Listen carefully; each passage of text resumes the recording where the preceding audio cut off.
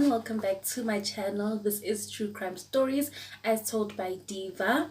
Welcome back. I really do appreciate you guys tuning in once again. If you're not yet subscribed, you definitely have to click on that subscribe button. I release videos about true crime stories that have happened in South Africa. I'm going to tell you all about murders, serial rapes, mass murders, spree killings, bank robberies, etc. that have happened in South Africa. So you better click that subscribe button if you're interested and want to learn more about that. Before we get into the video, please don't forget to tune into the very end of the video where I show you guys a slideshow of the people who are currently missing in South Africa.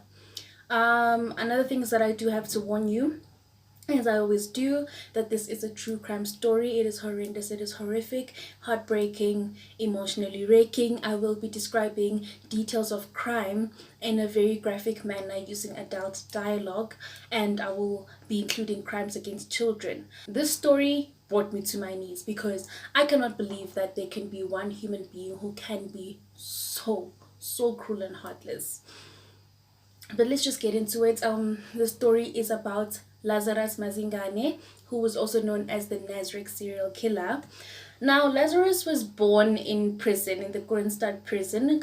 His mother was serving a 5-year sentence for prostitution. He found it humiliating that his first memory was that of a prison cell, and he hated his mother for it. He openly cursed out his mother, and he was disgusted by the fact that she was an alcoholic prostitute who dealt in dacha. His mother seemed rather indifferent when talking about Lazarus. She acknowledged that he hated her. She knows that he hates her, but she was unfazed. She just spoke about it in a very unfazed manner. And Lazarus was deprived of motherly love, and this is where his hatred for women grew. He developed a very strong grudge against women. He was raised by his grandmother in Brits until he attended the Diepkloof High School. This is where he met Nombi, who would later become his wife. He found love with her. He fell in love with her gentle eyes, but unfortunately she was not immune to his cruelty either. The marriage became rather abusive, both emotionally and physically. I will be telling details of those incidents a little later in the video. And anyone who was acquainted with Lazarus knew him as someone who was very neat, and they knew him as just a guy who worked during the day. He had a good social network, he had decent friends, and no one suspected that he's a killing machine. In the evenings, he'd just grab his taxi until he was spotless, and during the day, he'd work as a taxi driver. In 1995, dead bodies were being discovered around the Naserec and Naserec area in Johannesburg. These bodies were of young women who had been brutally raped and then strangled. The bodies continued to pile up for 15 months, with detectives struggling to make progress of the case. On the 6th of May 1996, 14-year-old Prudence Miller took a taxi to Parktown Girls High School, but she never made it to school. Her battered body was found at an intersection of Sport and Naserec roads. She had been brutally raped and strangled. After her death, someone had phoned her mom and asked to meet up with her at Naserec, but when she went there, nobody arrived to meet up with her. This case received a lot of media attention, and there was a public outcry, and the pressure on police intensified, and this is when Piet Bielefeld was put on the case. 6 months later, bodies were being found in Naserec, Naturena, Soweto, Southgate, in the south and southwest of Johannesburg. DNA samples were taken from 7 victims, and they all matched. Among other mistakes that Bielefeld identified in the 10 dockets that were handed to him, he was most appalled by how much information was made public. He knew right there and then that the killer was ahead of the detectives because he knew how much progress they were making on the case. Bielefeld then forbade any more information be released to the public. Another mistake that he identified was that the previous detectives failed to consider any victims who survived the attacks, the rape victims who had survived the attack. And then he phoned around and asked about rape reports that match his killer profile, and he found 6 dockets. He then approached the victims, and the victims were very willing to speak to Mr. Bielefeld, Detective Bielefeld rather, because they could tell that he was very serious about doing something about all of this. The victim profile was basically ladies who were young, well groomed in neat dresses. The perpetrator preferred a working class woman. He hated prostitutes. He wanted women who were submissive. The aggressive ones were the ones who would get killed. And he also liked bright nail polish, and he also was very keen on high heeled shoes. The victims also described a neat Sotho-speaking man who was short and slender. He drove a combi which was extremely spotless and was accessorized with a pair of ladies' underwear on the rearview mirror. He'd drive his victims to the city and then he would take them back home in the afternoon. One day, he suddenly make a detour and drive the victims to a field. Once he found a quiet place, he would stop and then he would drag the woman out of the combi. He would then force her to walk a little distance from the combi, and then he would stop her and then he'd force her to lie on her stomach. If she resisted, he would pull out a weapon and then proceed to rape her. As the investigation continued and progress was being made, a new tendency of crimes which led to dead bodies emerged in the Naserec area. On the highway in broad daylight, rocks would be placed during the quieter moments. The next car that would drive on the road would drive over the rocks and burst a tire. A man would appear, initially offering to help, and then all hell would break loose. Several people would be hijacked and murdered, and the hijacker would simply drive off in the car. In June of 1996, on one faithful Sunday afternoon, a young married couple was driving to an outing in Adebia Sport with their little baby in the back seat. They then drove over some rocks which forced them to stop. Mazingani then appeared and offered to help. He then pulled out a weapon and ordered the husband to move over. So now the wife had to sit on top of the husband's lap in the passenger's seat with the baby still sitting in the back seat, and then the hijacker Mazingane would continue driving. He then stopped at a field and pulled the couple out of the vehicle and forced the man to his knees. He then made the man watch while he raped his wife, with the child crying hysterically. Before he let them go, he got aggressive and began threatening to kill them if they were ever to tell police. He then pulled the baby out of the car and proceeded to drive away in the vehicle, leaving the couple with the child without a vehicle and obviously very traumatized. But he also left his DNA behind. Forensics later confirmed that the hijacking serial killer and the taxi serial killer was one and the same person. The couple mentioned that there was another man who had been standing some distance from the buggy. On the 24th of July 1997, 66-year-old Gert Aspelling and his then 62-year-old wife Elsie were driving on the N12 highway in the outskirts of Johannesburg near Soweto, close to the old Potchefstroom Road turn-off. Elsie was too sick and too weak and to take care of herself. She used a wheelchair and her husband was her carer. As they were driving, the rocks that were placed in the road damaged their tires and forced them to stop. As Gert was trying to fix the tire, Mazingane appeared. Gert refused to give up the keys and then he was shot in cold blood, with Elsie obviously watching all of this. Mazingane then left the body and began to drive away with the emotionally traumatized Elsie. When they arrived at a maize field in Aikenhof, he pulled the sheepskin covers off and threw them on the ground. He threw Elsie on top of them, and Elsie, at this point, she's an invalid old woman who is now in a quiet area with a serial rapist, and obviously Mazingane seized the opportunity to rape her. She managed to plead and to convince him to leave her alone, and he did so. He took the car, which also had her wheelchair on it, which he later sold for a couple of rands. But now she was left alone in an emotionally traumatized state, as well as a very physically vulnerable state. Like I said, she's not able to walk. She was not able to assist herself in any way. And so she had to lie there for 20 hours until a tractor driver found her.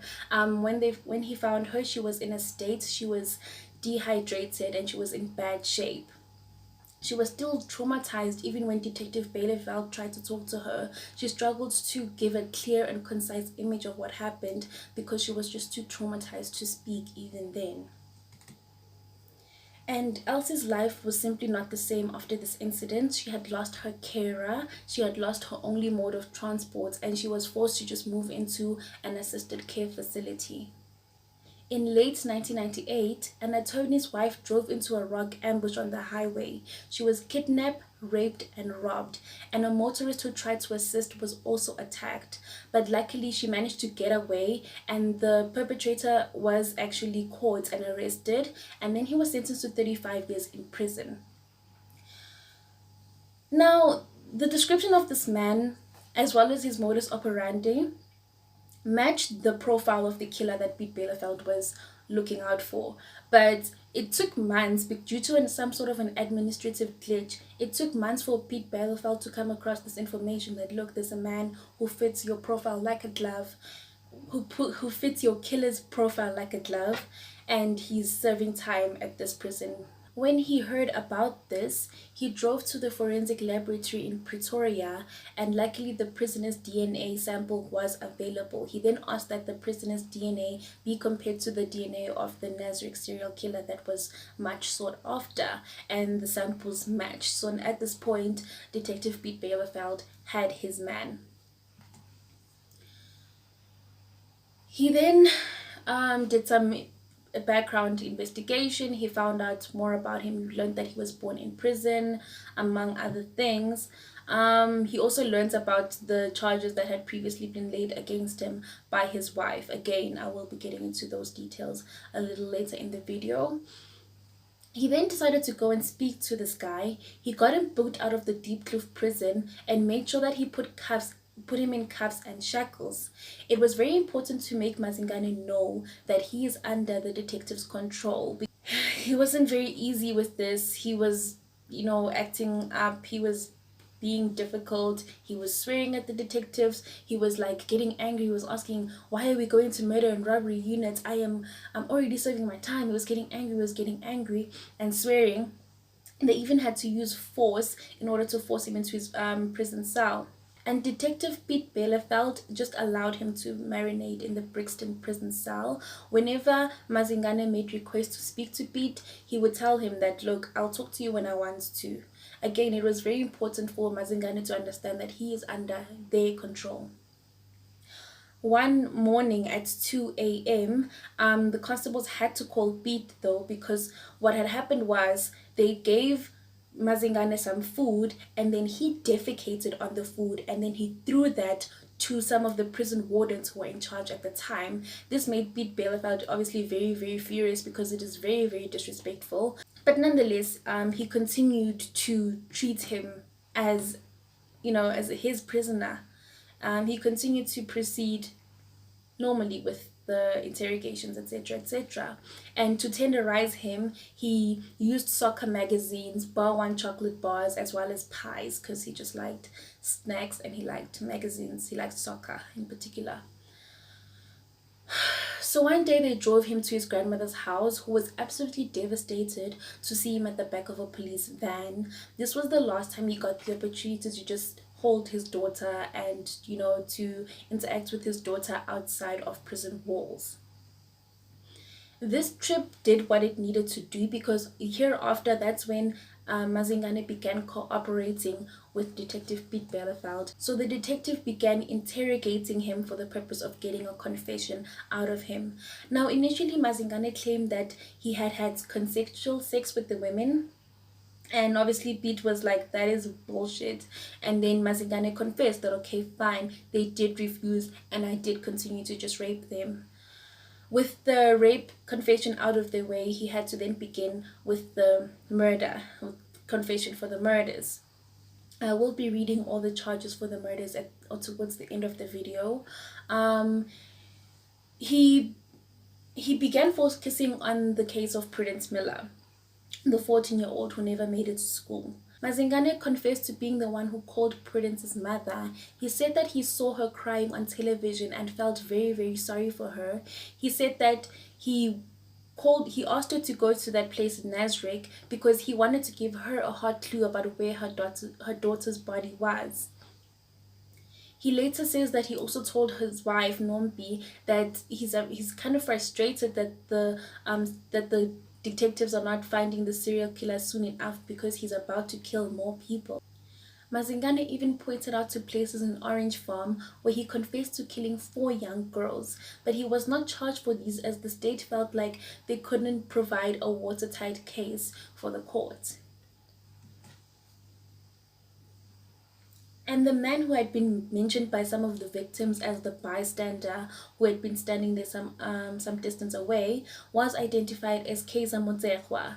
This man was the onlooker because he was so sick with AIDS that he couldn't participate in the rapes. And Motsekwa was very afraid of Mazingane. He was completely under his control, and when he was apprehended, he begged to not be locked in with Mazingane because he was just so afraid of him. He was later only found guilty of only one charge of robbery with aggravating circumstances. The trial in the Johannesburg High Court lasted for 9 months. The surviving rape victims testified to his cruelties. They told the court about how their panties would be shoved in their mouths while Mazingane tied their hands behind their back. One victim even testifying to having been urinated on by Mazingane. State pathologist Dr. Kleb explained how he would kill the victims. He would wrap the cord around the victim's neck and pull it as tight as possible and hold on for 4 minutes. Irreversible brain damage would occur. The blood could not circulate back to the body, causing an intense pressure. The victim's blood vessels would burst. This would lead to blood gushing out of the victim's nose and mouth. The blood vessel in her eyes would pop and her tongue would turn purple. And that is his modus operandi. He also used the cord to make a double loop and pull it tightly around the victim's neck, and this would become known as the Mazingane knots, which is his signature. Another part of the signature sometimes is that he would take the shoes out of the victim's feet and then place them neatly next to the dead body. Another shocking testimony was that of Nombi, Mazingane's wife. Now, I did say that I will be detailing the nature of the extremely emotionally and abusive remarriage that they had. You see, he would tie her to the bed and force her to watch while he had sex with other women. When Pete Belafeld asked him why he would do this, he said that he discovered that she had been sleeping with other men, that she had been cheating, and so he wanted to punish her. And during one of his regular bouts of fury, he shot her, and then she fled to her parents' home and then laid charges against him. One day, while she was still staying with her parents, he kidnapped her and he brutally assaulted her, and then he drove her back to her parents' home. He then threw her onto the pavement of her mother's house. He looked at her mother and shouted, "Take back your bitch." He then stormed into the house and began firing wildly at Nompi's mom. Luckily, she was a very strong woman and she managed to drive him away.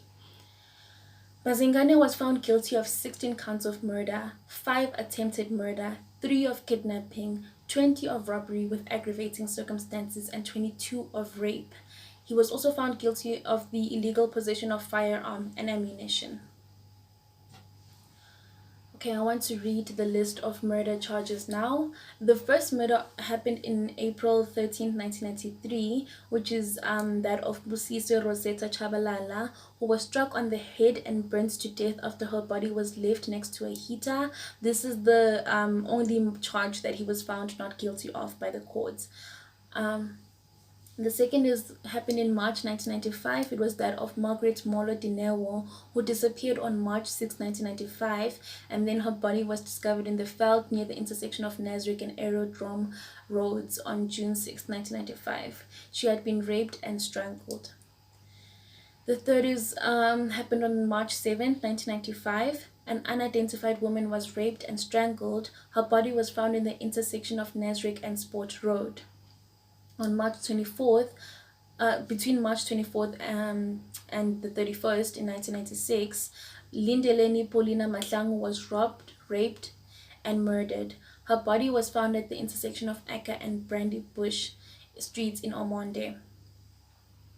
On May 1st, 1996, Gidiboni Catherine Mayepa was raped and strangled. Her body was found near the intersection of Spencer and Main Reef Roads in Roodepoort. On May 4th, 1996, Prudence Miller took a taxi to Parktown High School Girls but never arrived. She was raped and strangled. Her body was found near the intersection of Sport and Naserec Roads.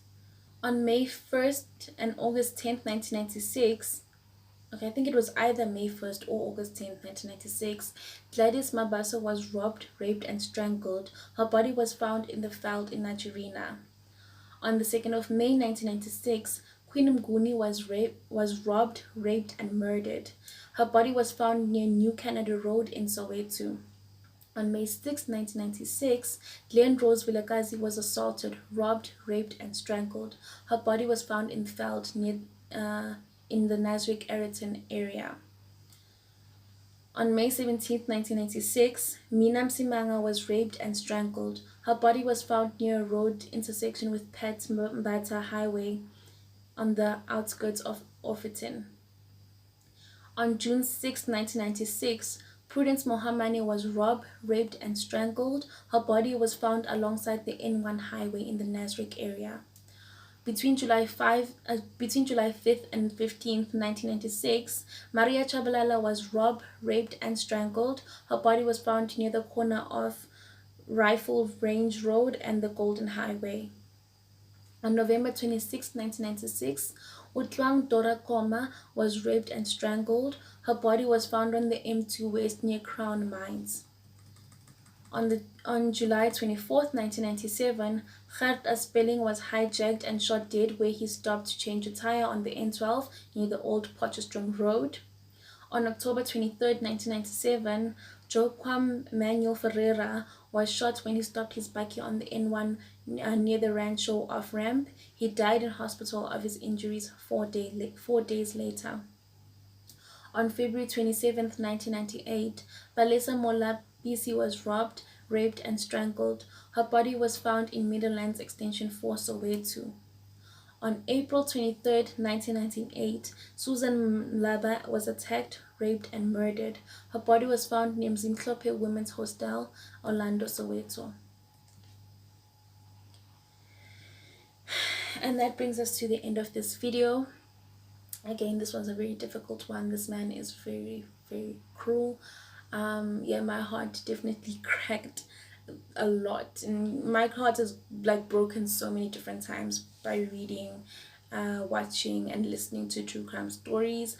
But yeah, it just continues to break and break over and over again.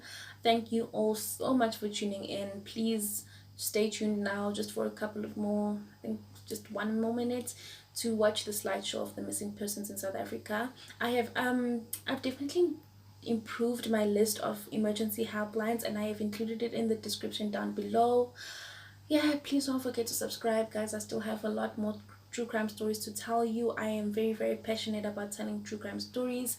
I have a lot, guys. I have a lot. Like, must I show you? I'm not gonna show you. No, I'm not gonna show you, but I have a lot.